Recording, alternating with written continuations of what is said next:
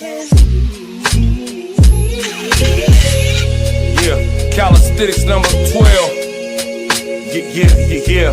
Fly robotics. Bifocals, my only purpose is to feed the locals.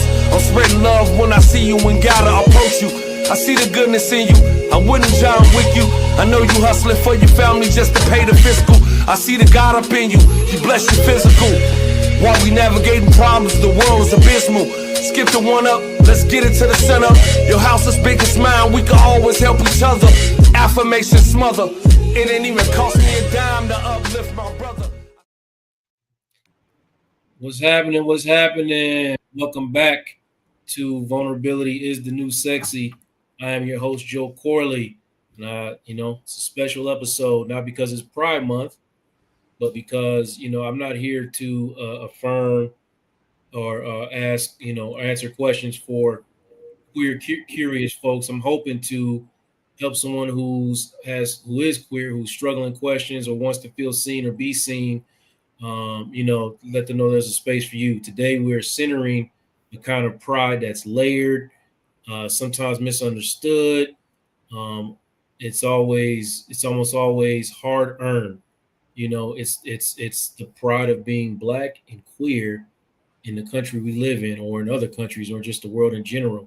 So this isn't about sexuality or identity. It's about survival, resistance, joy, grief, family, spirituality, whatever it is to me, whatever all this means to you. It's about what it means to belong. When the world tells you to choose a side, and I'm sitting with some beautiful, brilliant friends who live at that intersection and who are gracious enough to come with me and talk about what that means, or what it means to really love yourself out loud. And I know a lot of people struggle with that. I myself, as a therapist in my practice, I've dealt with a lot of folks who struggle with loving themselves out loud. A lot of queer people who struggle to love themselves out loud. So, we're going to talk about the highs and the heaviness and the healing and what it takes to stay mentally whole in the face of rejection and invisibility and, cultural erasure. So take a breath, open your heart up, and lean in. So here's my friends, man. I'm joining my conversation. Let me add them back to the stage. I don't know where y'all went, but welcome back. My as I can only describe, and I'm not in the mood to cuss. I'm not above cussing on my platform, but I'm in the mood. So my mother effing friend Sharita and my friend Essence are joining us from Mexico. My good brother Walter is joining us from Costa Rica, and my two newest friends, Brittany and Jamaica, they right here. They around the corner. They right here in the DFW. So we ain't nowhere special, guys. We still in America, trying to find our way out. We're trying to find our way out. All these beautiful people are living abroad and thriving, but that's another topic for another day. We'll talk about that some other time. How y'all doing tonight? How's everybody doing? Good. I'm good. Because like you said, we're in Mexico. We're great. Yeah. All right, so let's do a quick little round robin, and I'm gonna ask each one of y'all, what's one word that describes how you're showing up in today's space? If you can sum it up in one word.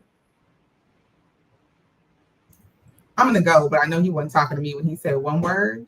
But since it's Pride Month, maybe I'll say proud and in the mood to educate. I'm gonna go with full. I got to sit at the beach earlier this morning just to make sure that I was present and available for the whole day, and I could remain full the whole day. Yeah, you said more words than Sharita. That's nuts. Rich, what we doing? What one word we using? Confident. Confident. Of my abilities. Yep. Jamaica, what's up? I guess I would say overjoyed. Yeah.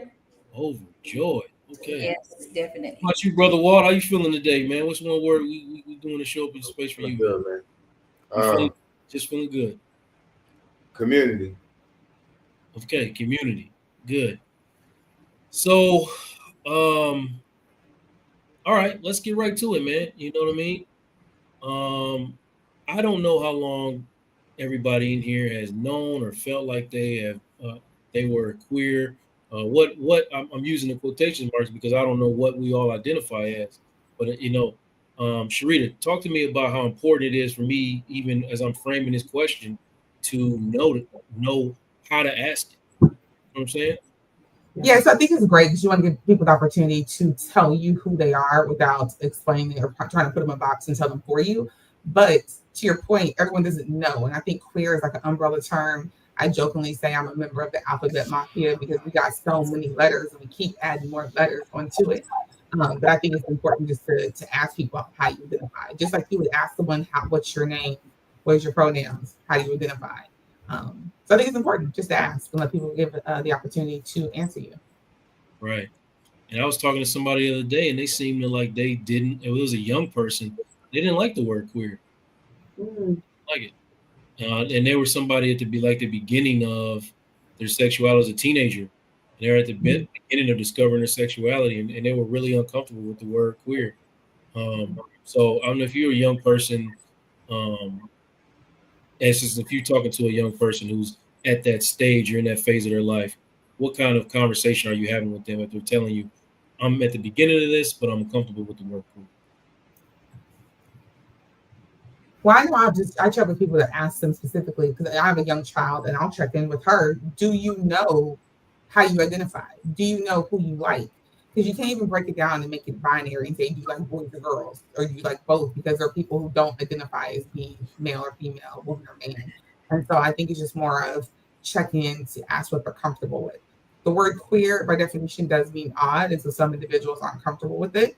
But I think there are many words historically that we've taken and changed to fit us how we want it to be. So Yeah. I'm cool with queer, but I can understand that people aren't.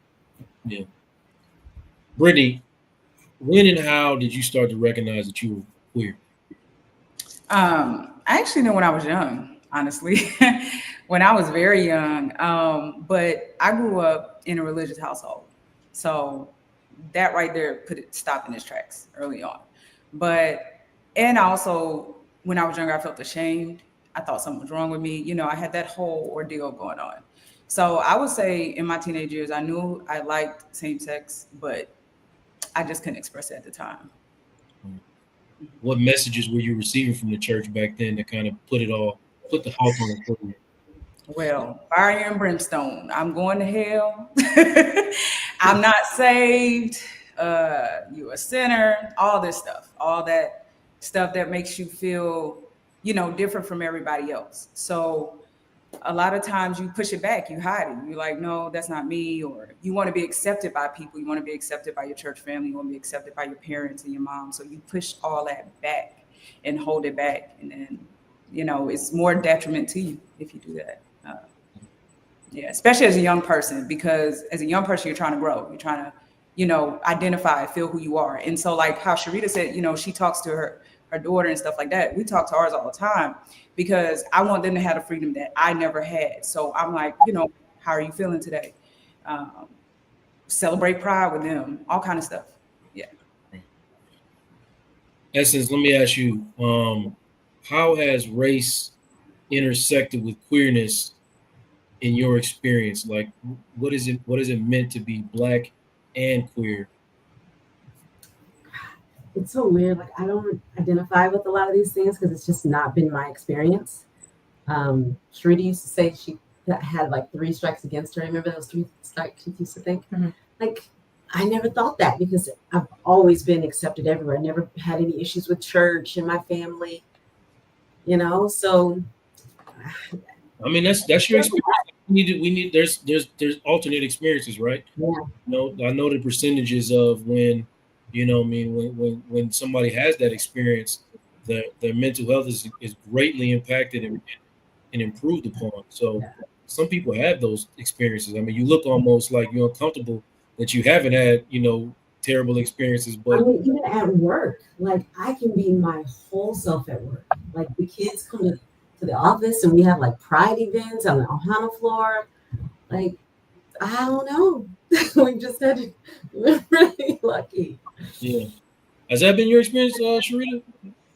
My experience is interesting. So I was 11 the first time I kissed a girl. So I was just, you know, queer, like super, super young. And I also was raised in a really, really religious household, but I just felt like my parents loved me, so it didn't matter. So I think I was like 16. I just came home with a girl and was like, "Oh, this is my girl Ebony," and went on about my life, right? And went on about my life. And so I just didn't really have a lot of issues within my family. Like I mentioned, we're really religious, so being in church, I think I was constantly having to argue with people. I'm like, there's 52 Sundays. There's a lot of other sins. We don't have to keep talking about this one. Just let me know what day y'all going to talk about this one. I'm not going to come because I think y'all being hypocritical about some stuff. As far as being Black, I will say it's been my experience with people that I know who identify as being part of the Alphabet Mafia who aren't Black, that they are more accepted in their families. And so a lot of times I think when you look at the Black community, there's a lot of pray the gay away, a lot of non-accepting, especially for Black men and Black bisexual men. And I'm not really a fan of that. So I think race has played a part with the people I've been around and what I've seen. Yeah. What about you, Jamaica? Have this always been acceptance in your circles as well? No. No. Put it this way, when my dad first found out, oh my gosh, all hell broke loose. And it took him about a good week or two to get over it because, like he said, he'd rather have me in his life versus out of his life. So now, like, where's my other? So now it's good. At first, it was because me and my dad always had a battle ever since I was like 5. You know, you hear certain family members say, little call people out their name, and then you have me. I'm coming to the rescue, like, that's a bad word. You don't say that. So now my dad all of a sudden was like, wait a minute, you tell me all the way back then? Is that why you kept calling me out? So right now it's good. You know, it's the whole family is accepting and pretty much I'm the black sheep of the family. So You the black sheep or everybody's accepting? well, I'm the black sheep because they want to do what Jamaica wants to do. So they either accept it or they don't. And they accept it. Yeah. Well, I don't understand. I mean, I don't have no daughters, right? But if I had one and she told me she wasn't gonna have to be dodging dicks her whole life, I would be elated. I don't, I don't know. I would be so happy. He said it. Okay. I was making sure that process. I didn't know. You know, I was going with that, Britt. I mean, you know. Yeah. I mean, I would be so happy. So, yeah. But go ahead. What are you gonna say? No. I was gonna say, like, how would you feel? I know you're asking questions, but how would you feel if your daughters? Oh, you know, listen, I am who I am. You know, I don't care nothing about none of that. Yeah. I love my children. You know what I mean? I love them any way that they come. So, and plus, I have been on the front lines in groups, with teen groups up to like 10 kids who are queer and trying to understand their sexuality, and their arms look like tiger stripes because they cutting and you know what I mean, and taking pills, and they really trying to leave here because their parents are non-accepting. So I've seen that firsthand, and I didn't need to see that in order to feel how I felt, but you know, me seeing that made my voice get louder with parents who have struggles accepting children for sure. Yeah, it's a really great question because I will also say, like the joke you made about you be happy your daughter was dodging dicks or whatever. First of all, she may not be, even though she's a woman. I just want to put that out there. But also, I think it's important that I feel like a lot of people, especially I tend to be mostly in the Black community, are more okay with their daughters being queer, whether that's lesbian, bisexual, whatever, but not their sons. Because now we have the hypocrisy of feeling differently towards their sons being a particular way versus their daughters, and that is trash. Yeah, it is trash. It is, like I said, I mean, I wouldn't care either way. But if I had I'm not gonna lie, if I had a daughter, I would be elated. I'm not gonna front with you right now. I would be elated. I don't care. I don't really. I'm just keeping it real. I'll be super happy to know that she wasn't going to be dodging them their whole life. You know what? I see you sitting over there, man. I know. I told you I wasn't gonna throw no questions at you. I was gonna let you, slide in organically, man. But as a black man who shows up in this space, and I know you paint your nails and all that other stuff, and you know what I mean. You kind of, you've never been attracted to men, but you fluid with your sexuality. What is crossing your mind right now as we're talking? Oh, well, the thing that just stood out to me is the tidbit about black sons and fathers. Um, my dad was homophobic, like just my whole life.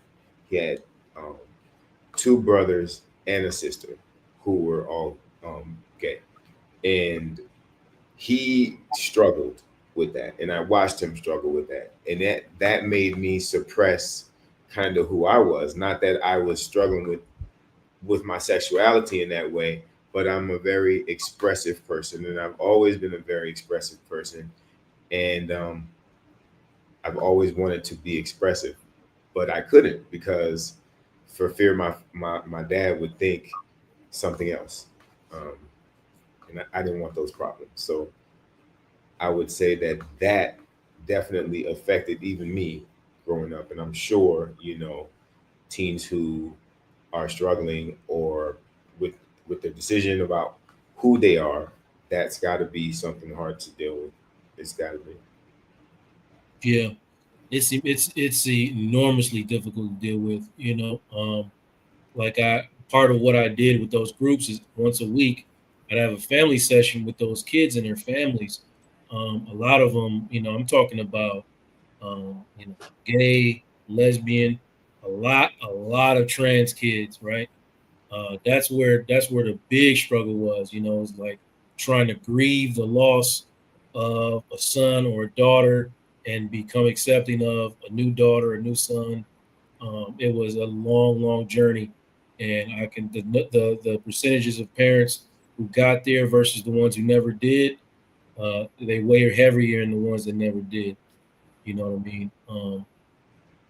I mean the conversation was immense. I mean, which is why like I feel like having these kind of conversations is important, because there are a lot of parents and a lot of young people and a lot of grown people.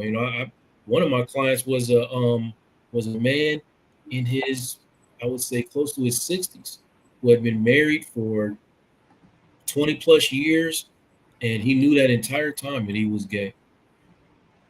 But he couldn't. He's the son of a preacher and all that, but he couldn't live out loud. And even now, as he's kind of out, he was still struggling. Like he was showing up in different groups that I was hosting or whatever, and he wasn't really coming out and saying, "Hey, I'm this."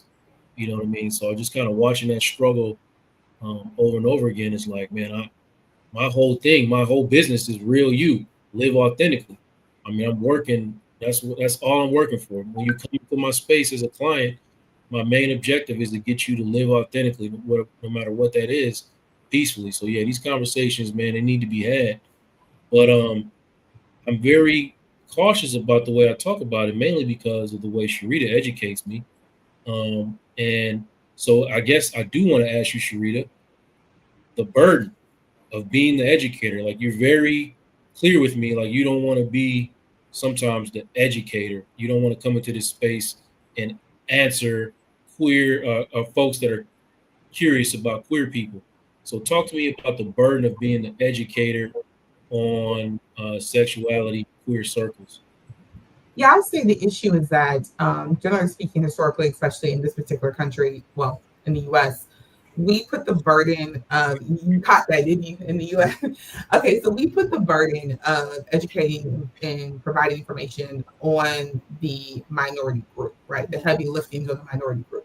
Right. And I like to say things, Google is free, but unfortunately there are things out there on Google that aren't going to be accurate, but there are educational resources, there's therapists, there are Facebook groups, there are articles that people can do to show initiative and actually educate themselves a little bit.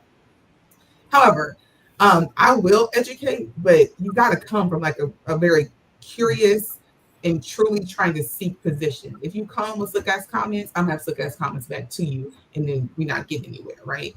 And so I'm okay to educate, but then there's gonna be sometimes that I just don't have it in me.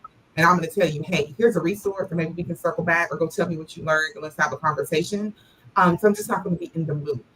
And you also can't come to me trying to pick and choose. Well, I'm cool with, lesbians and bisexuals. That's cool. But I ain't doing none of that gay shit. What are you talking about? Or ain't no such thing as a bisexual man. Yes, it is. Or there are people who are queer, part of the alphabet mafia, who are like, well, we should drop the T because I don't believe in trans. What? So you want someone to believe in you, but you think you have the right to tell someone you don't believe in them? Like, I don't do hypocrisy. That's crazy. And it is free to mind your business. And so if you're not going to come from a really trying to seek and understand place, you should just shut up and stay like in your own little circle and stay away from other people, because you don't have to do harm. It's free not to do that as well. Yeah.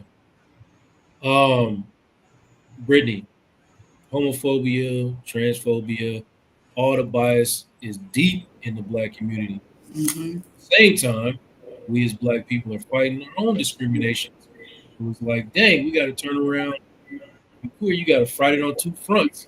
I guess I don't really have a question. I just kind of want you to talk about that if you can. Because you still Black. You gotta you gotta show up Black and fight Black people at the same time. I would say it's just, at this point, it's just day-to-day life, right? I'm Black, I'm a woman, and I'm gay, right? So it's just you figure out how to navigate it. Right now, I work in an office with nothing but men. My coworkers, nothing but men, and then stood there, I'm white. So not only, and they're Christian, they're traditional. So not only do I go into the workplace wanting to bring my full self without judgment, but I get it. I'm a Black woman trying to fit into this space with male dominated space. So it's just, you just, I guess, learn how to navigate it. I'm at a point in my life where I know how to navigate it. I guess if when I wasn't, could have been conflicting, within myself, or saying, I don't know, but I just been Black. We've been Black, so I don't know. I just go through life, do what I want to do. I don't care, anymore about what other races or whatever people got to say. We're always fighting. We're going to always be fighting as Black people. We're always going to be, trying to make it through this world that wasn't built for us in the first place. So yeah, I just live. Yeah. Go ahead, Sharita. I got something to say. So I'm with Brittany. So as I mentioned, the three strikes I always talk about, I have against things of being Black, a woman, and being queer. And the reason is that a lot of times when we are fighting the Black fire issues that affect Black people, people want to leave out the LGBTQI plus community, and that's not okay. Or they want to leave out issues that are specific to women, and to me, that's not okay. If we're saying that we're Black, then we're talking about Black queer people, Black women, Black children, Black religious individuals, Black trans people. Like, I don't understand why we want to separate and not say that, hey, if we're trying to make sure that we have freedoms for all Black people, that we're not looking at all the different marginalized groups that fall within that category. And so it can be frustrating. I remember, it's been, how many years? The Pulse shooting happened. I was working at a different company than I am now. And I remember feeling so validated because my company immediately paid for therapists to go to the offices across the country, not just our offices in Florida, to make sure anyone, period, but also the queer community felt supported, and that they understood that they were there to help us. But right around that time, another unarmed Black person had been killed, and it was like silence on their part. And so not only are we fighting certain battles, we are also sometimes only supported in certain areas. I remember when Roe versus Wade got overturned, right? I worked for a company that immediately put a benefit into place to ensure that if someone wanted to leave their current state and go to another state and receive medical care that they needed, that we would cover that as it related to Roe versus Wade. But at the same time, we also weren't, I was fighting to get trans benefits put in place at my company as well. And so there's always a fight on some front versus people just taking the stance of, hey, we need to support everyone until one, all of us are free, none of us are free, and then ensuring that everyone, feels the need to belong. It can be tiresome and frustrating. Yeah. I didn't even think about the as I was talking to Britt, the woman thing, like it's 3 battles damn near you got to fight. Not only are you black and gay, but you're also a woman. So it's like it's just battle after battle after battle. But I do wonder for y'all, like, is there, when you are in a space like this and you're queer and you're out. Is there code switching that exists in? I mean, like, just is there queer code switching? I know there's black code switching, and that's a thing. But is there queer code switching? I'm gonna ask you, Essence. You work in corporate America. I don't have to do none of that. Like, I really don't have to do none of that. So my job has equality groups for every version of me. I show up whole every day, so never had to switch. Did I switch? I don't think she switched, but I think it's different for her. So not to call Jamaica and Essence out, but generally speaking, they're very feminine presenting. And so I just got my hair done, so I said, like, it hurt. So I couldn't tie it like I normally do. You can only see my top half, but generally speaking, I'm more masculine presenting. I wear what society deems as male clothes. Brittany does the same thing. And so I would have to say there's a little bit of code switching there. Used to be. I do better now. At first, I was very masculine presenting outside of work because I wasn't in a place where I wanted to always be my full authentic self and answer questions. And so I didn't want to tell them anything about me. And so I did wear more feminine kind of clothing to work. It wasn't something I always wanted to do, but I was like, let me just go to work and deal with that. So that was a form of code switching to me. Not telling people anything about my identity was a form of code switching to me. Now, I'm probably gonna look like a whole man to certain people while I'm at work in corporate America. I don't care. But I've also experienced being in a meeting with a CFO and then making a joke about all the women that they were interviewing at the time looking like men, and me having to come off mute and say, well, you can't say that. Because, like, what are you doing? Now, of course, I got the apologies, and they were like, oh, my God, so sorry. But what do you say when I'm not in the room? Mm-hmm. And so there is a level of code switching. There is a comment in the chat where somebody said they struggle with Black men who are gay and flamboyant. I'll answer that. I'll answer that. Okay, but I wanted to talk about the flamboyant piece specifically. Is I have had gay men who work for me, who I've hung out with outside of work, who are super flamboyant and more feminine presenting, and really tap into their femininity, but do not do so at work because they don't want to be targeted. They don't want to hear any hateful comments. They don't want to have to explain things. There are individuals I know who are non-binary who have just gone by their dead name at work because they don't want to have to explain why they're switching their names. People who struggle and have switched their pronouns but don't want to have to explain all that at work. And so, yes, to answer your question, there's definitely a clear code switching at work. Okay, so understanding what you just said, is because if you are more masculine presenting, it's a thing. Brittany, do you experience that same thing as far as the queer code switching in your spaces? Yeah, I would say before I came into this position that I'm working at, before I came to this company I'm working at now, I would say I did do a little bit of that.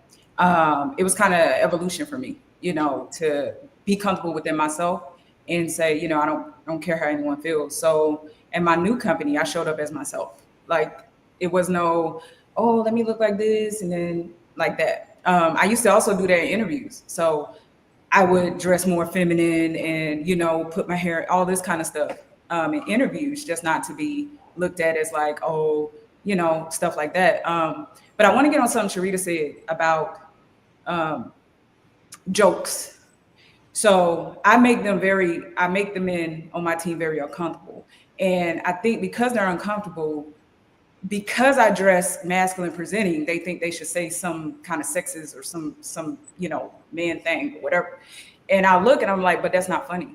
And I don't want to talk about that. And that's not what I want to joke about. And of course it makes them uncomfortable some more, but I make sure to let them know, like, you don't have to be like, ooh, look at that girl. Okay, great. Look at her.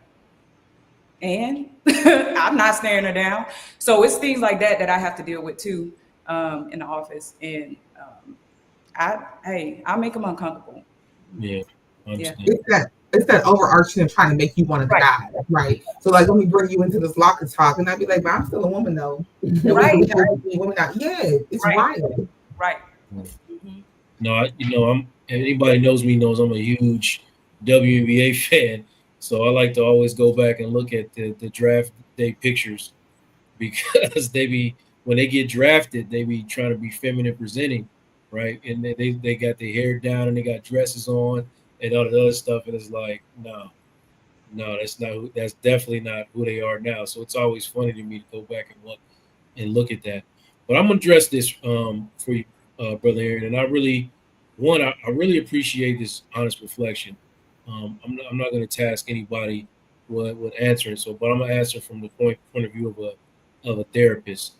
So what I hear is a little tension, not just about sexuality or flamboyance, but what we're taught as black men, what we're supposed to be.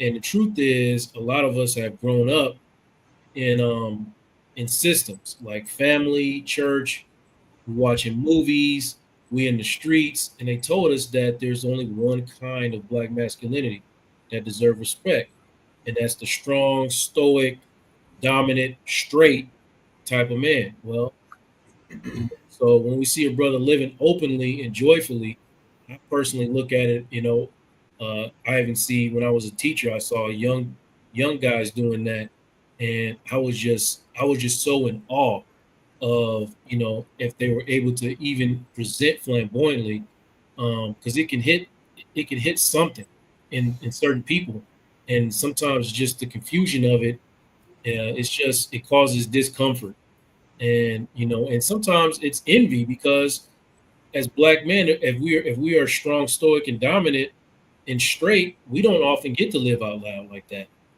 So you can look at that. You can look at a person living flamboyantly out loud and be like, "I'm envious of the way that they're living," and then really you don't think that you're envious, but because they're showing up with that kind of freedom that we're not allowed, you can be envious, and that can be part of the discomfort. Not to say that that's what's going on with you, but that's what goes on with a lot of black men, straight black men. But black masculinity isn't one size fits all. It's being flamboyant, and being flamboyant doesn't mean that you're less of a man. I personally, I try to ask my barber, who is gay and would be considered possibly flamboyant, to come on.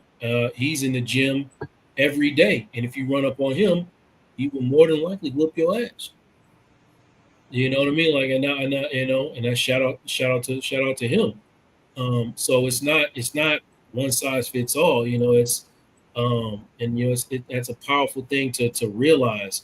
So if we're serious about healing and liberation, because we all black men, we don't have the luxury of being at war with each other on not men versus women, not gay versus straight. We don't have it.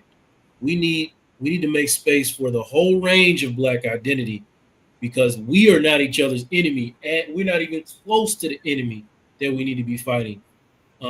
So that's what I want to say about that, brother Aaron. But I do appreciate you uh, saying that out loud, man. Thank you for that. Walt, do you want to add anything to what I just said, man? Man, black masculinity. I'm different. I've always been different. Um, I get a lot of interrogatory looks from people, and sometimes questions from my family, my friends. Well, why do you paint your nails? Well, why do you wear dresses? Well, why do you call your bag a purse? Well, why? Well, that's what it is, right? I'm not into those labels, and I feel like people should be able to be people. And in the black community, it's unfortunate because you know we have this idea about black masculinity, but there's another conversation that exists about what is really expected of the black man in our community.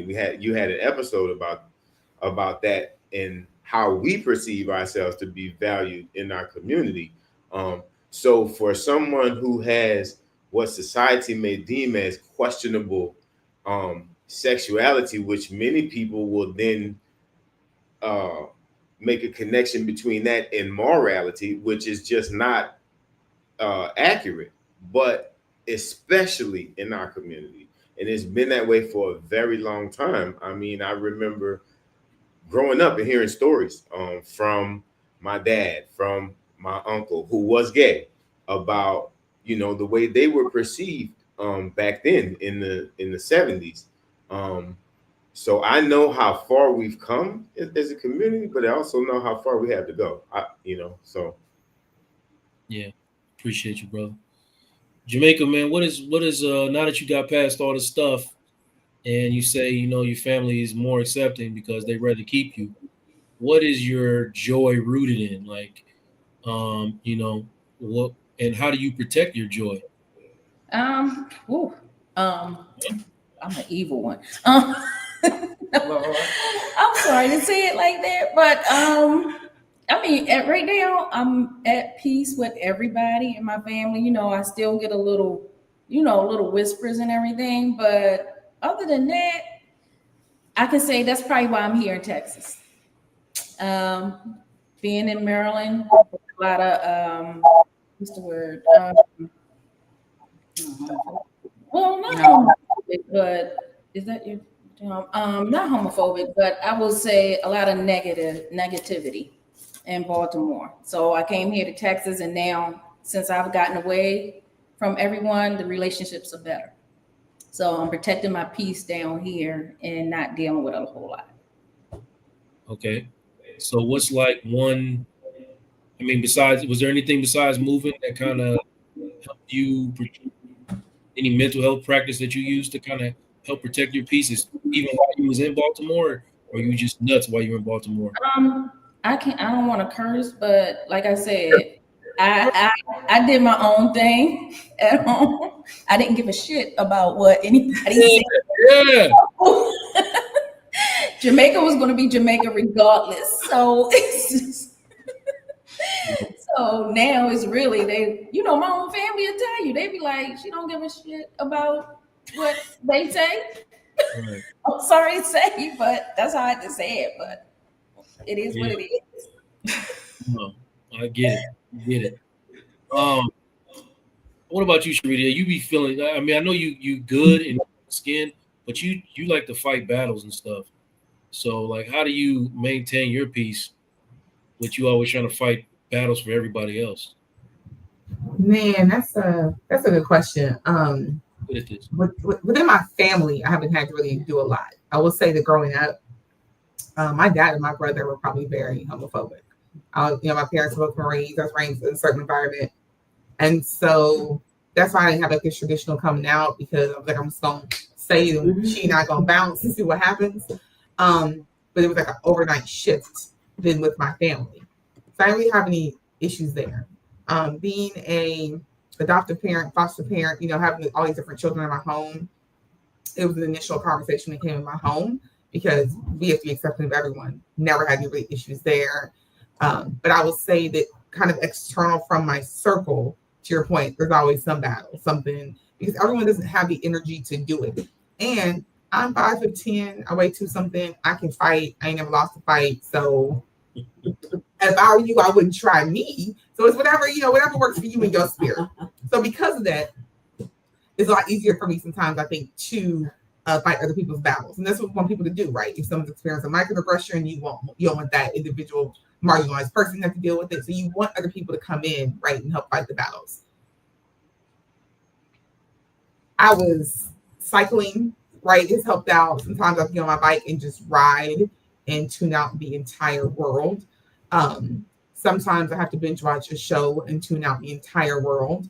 For a while before I kind of settled here, I would just need to hop on a plane and go to another country because it can be stressful. Like, it can just be so stressful. You know what you're doing, what's right. If you know you're speaking up and saying what's right.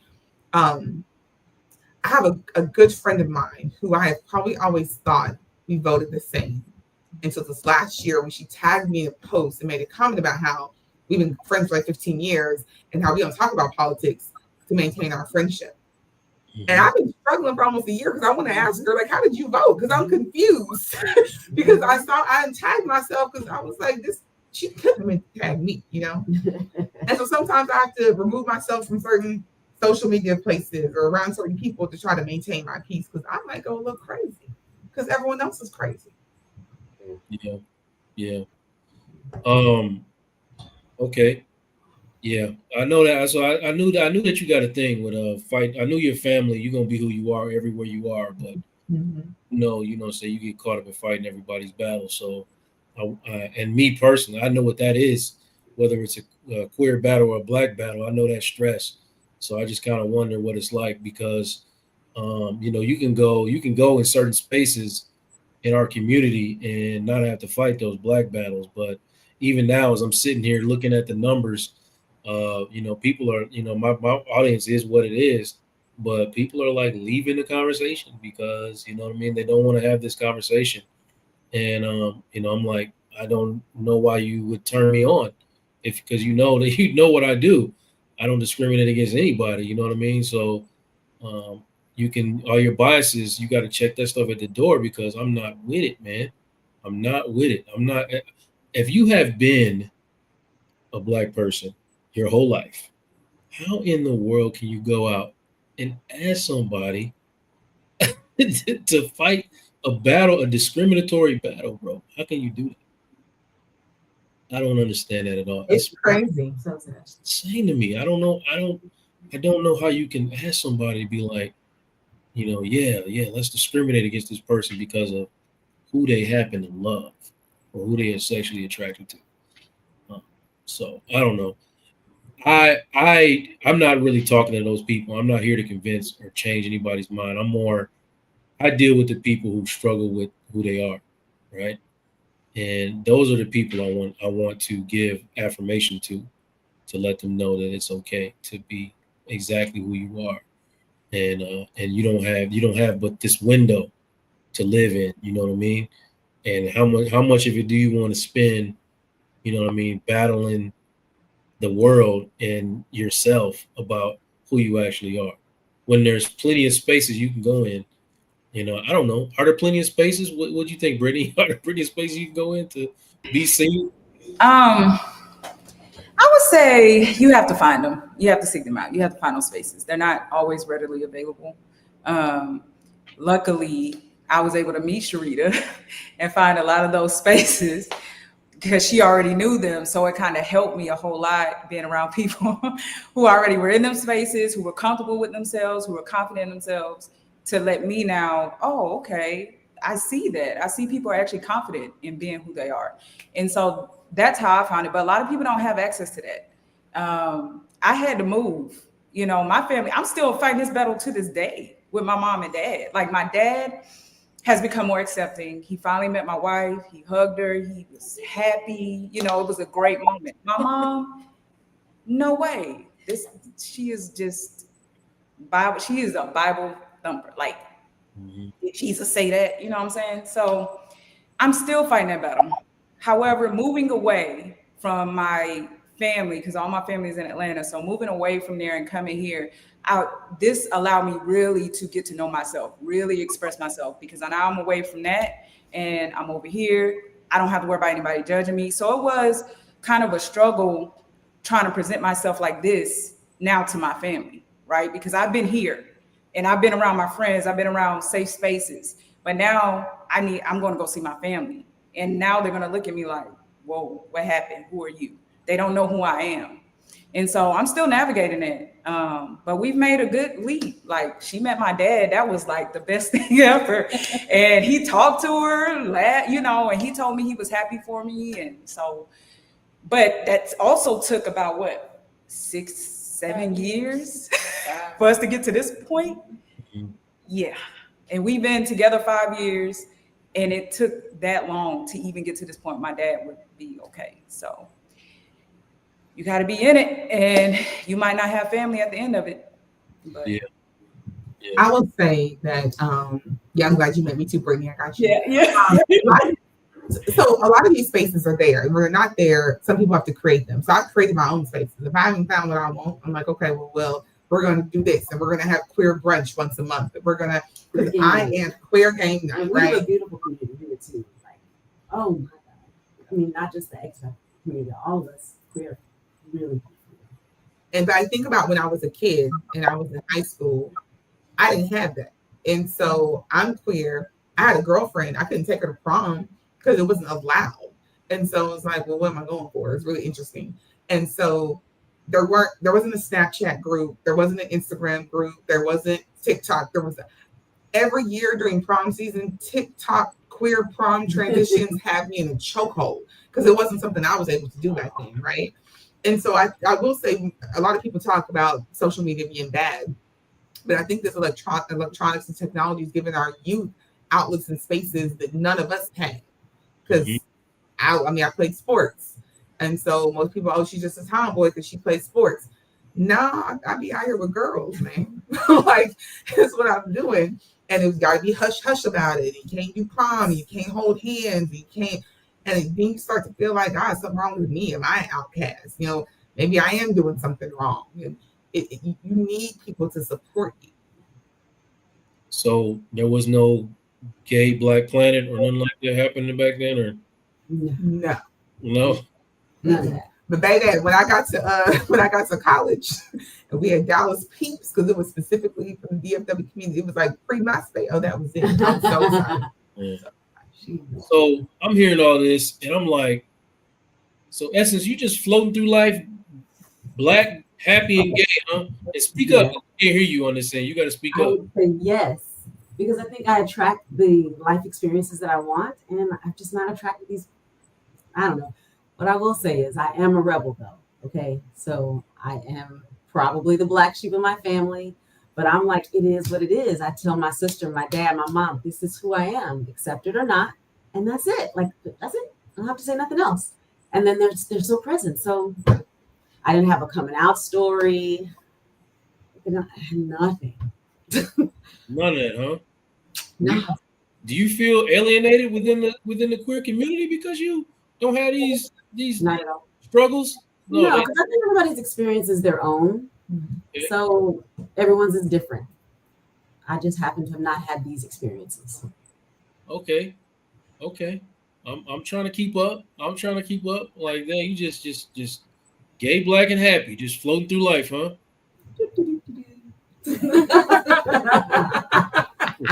That's her motto too. That sounds about right. That sounds about right. I'm a passenger princess, like it's all good. There you go. I mean, so you spent some time like you dating men and women, right? In your lifetime? Okay, I have. Yeah. I met my children's father when I was 14. I married at 18. We were married for 15 years. He gave me some beautiful kids. We're really close friends now. And then, around year 10 of the relationship, I think I have interest in women. And so I began to date other women. And of course so we separated. Since then, I've been with women. Had a pocket or two. Not even you stressed like I'm married to this man and fully attracted to women. And not even then you felt no stress. Say again? I said not even then when you're married to this man and you know you're fully attracted to women and then you felt no stress, no pressure to just show up a certain way. Like, oh, I'm out. I would be like, do you find her attractive? Do you think she's attractive? Like he would say someone's attractive and I would say someone's attractive too. Like, yeah, I've never had to shy away from any of those things. I do that same thing with my wife. I play that same little role. Her booty. I deal with Sharita too. You think she's cute? You put that booty over there, baby. Right. You like her booty? That's what I've been asking her. I'll be asking her. Yeah. I know. Because we're not blind. Yeah, we ain't blind. Did she say she was simple? We're not blind. We're not blind. Okay. She sees that. Of course she sees that. Okay. So So Britt, man, what does freedom feel like? Do you know? I know you said you navigate a lot of things, but do you know what freedom feels like in your body when you actually experience it? I experience it now, and I would say I feel like once I married my wife, I totally felt free because at that point it's like I'm with the person I love, I'm me, I'm here. I'm with her. Like it was just like I don't give a fuck about nothing else, nobody else. So that was the moment I think I felt like truly free. And then Sharita was there, and my other friend was there. And when we got married, it was just such a different experience because I'm with my wife. I mean, at that time, and I'm getting married, and there was no. I didn't feel any like I didn't feel like bad. I didn't feel like oh my god or what's going to happen or what my parents like. I didn't care. I didn't care, and I think that's the most free I felt with her. Yeah. That's dope. Yeah. Well, man, is anything you want to, anything is kind of coming to your mind, man, or anything you want to ask or, what I'm saying, or add to the conversation, brother? And No, I just want to thank say, I have appreciated being in this space. Thank you for inviting me. But I learned a couple things tonight. I'm just glad to be here amongst people that look like me, and we share some of the same family. So For sure. What's it looking like over there? What's the queer scene looking like over there in Costa Rica, man? You seen anything over there? I just went to San Jose the other day, man, for a Juneteenth celebration, and actually stayed in a hotel that was in a community that was mostly queer. I saw a couple of trans people. We ate at a restaurant. Our waiter was gay. We had a great conversation in time with him. So, They living how they want to live in Costa Rica, huh? Come to Costa Rica. I tell everybody, man, come to Costa Rica. It's really. Side note, the Juneteenth celebration was probably like 150 Black people. There was only one person in the building that spoke Spanish. So it was all people from the States, expats. I didn't even know there were that many of us here, but we are here. And Black people doing well, not just, it was an awesome time. It was a very awesome time. Yeah. Yeah, I was in Oak Cliff for a Juneteenth celebration. Not the same. Not the same. I lived in the Cliff for a good minute. Yeah. So, yeah. Not the same. Not the same. You were gonna say something, Sharita? I see you unmuted yourself. We was gonna say we were gonna be on the beach Juneteenth. Because we're having our Black Juneteenth celebration in Mexico on Juneteenth. Okay. Dope. We went to Costa Rica. We were in Puerto Viejo 2 years ago. And wherever I go, I seek out Black people, queer people before I go. And so we were able to connect with some Black queer people there as well. And it's pretty dope. So, yeah. I live on the peninsula. Like there are a lot of Black people over in Limon and Puerto Viejo, but over here, not so much. Not so much. Yeah. Yeah. Well, isn't that great for everyone? Right, Joe. Right. Costa Rica, Joe. I'm telling you, man. I'm gonna break down and get on over there, man. Because I didn't been to Playa twice, and I can't. It's very hard adjustment to come back home every single time. Oh well, then don't come to Costa Rica because you might not leave. I might not leave. Yeah. Well, that's not a bad thing, bro. I'm trying to be in a space just like, just to kind of put a button on this conversation. I'm trying to be in a space where I can thrive and survive as well. You know what I mean? Like, I'm tired of fighting all these battles myself. I don't want to, y'all can have it. Shit, I'm not going to keep marching up and down the damn road for y'all to, argue with me, over what I have the right to and what I don't have the right to. Y'all can have it, man. Okay, you win. I'm finna get up out of here. Go ahead. So speaking of that, right? Because we like to travel, we go certain places. I have to look up where we're going first to see if it's legal to be queer. Black people have a fascination with going to Dubai. I shall not. Dubai still is a death penalty for being queer. I think there are 2 countries that I'm okay going to well, 3 now to go to in Africa. And I know a lot of Black people have this push of going to Ghana. Ghana passed a law where it's illegal just to identify as being LGBTQ. I'm not putting my dollars somewhere for someone who doesn't want me. Why would I give you my queer dollars and I can go to jail for 20, 30, 40 years just because of who I love, or worse, be put to death? And so I know we talk about traveling, Mexico, Costa Rica, and being other places. But I think it's important that people look at the countries, even if you aren't queer, and look at those countries and those laws. And do you want to be somewhere that's still oppressing people in 2025 and that's willing to lock people up, not because of who they murdered, not because of who they assaulted, not because of what they stolen, but because of who they love? That is absolutely ridiculous. Insane.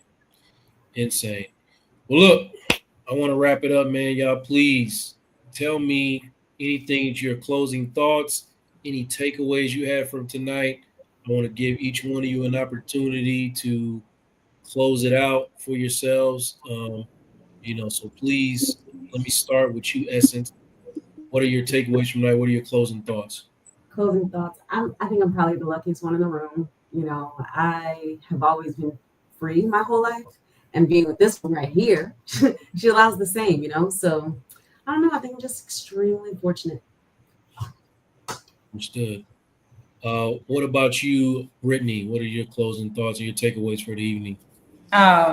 Honestly, my closing thoughts are for anyone who's watching this and kind of any young person or someone that can't be, struggling. It's going to be a struggle. Like, you're going to have to go through, the different stages, the emotions and things like that. But just know that you are very valued and you are loved. And I know sometimes it hurts when family doesn't reciprocate that, or they push you to the side or don't acknowledge you. But I just want you to know you're loved. There are a lot of people out there dealing with the same thing you're dealing with. Hopefully you can find your community. Hopefully you can find a safe space to, talk about it. But I just want you to know you're loved. And I don't have an email address, but if you ever want to reach out to me, you can. I don't know, Joe, how I can get to anybody. But we're in Sharita. I know Sharita wouldn't mind either. But I just want you to know you're loved. And hopefully you can get to that place in your life where you can be who you want to be, who you are. If anybody wants me to put you in touch with Britt, ask me and I will do that. I will make that happen for you. I have her number in real life because she is not on any social media. That can be fun. Walt, what you got, Walt? What's your takeaways tonight, man? I just really enjoyed being here. I appreciate all the different perspectives. Essence, I just wanted to say I appreciate what you said about attracting your reality, because it's a real thing. And Brittany, I'm going to piggyback on what you said, because absolutely 100% everything I'm in support of that. But there are also adults in that same space sometimes. And I just want to acknowledge them and, say it's okay. This space, for example, is one space where has been safe. I don't know who was in the audience tonight, or if anybody gained anything in the way of that tonight, but I hope so, because a lot of adults as well still struggle with acceptance, still struggle with accepting themselves in their sexuality. So, all right, good brother. Thank you very much. you're welcome. Mika, what about you? What are your takeaways from tonight? What are you leaving with? Don't give a shit. I don't. Look, that's what I say for all the young ones.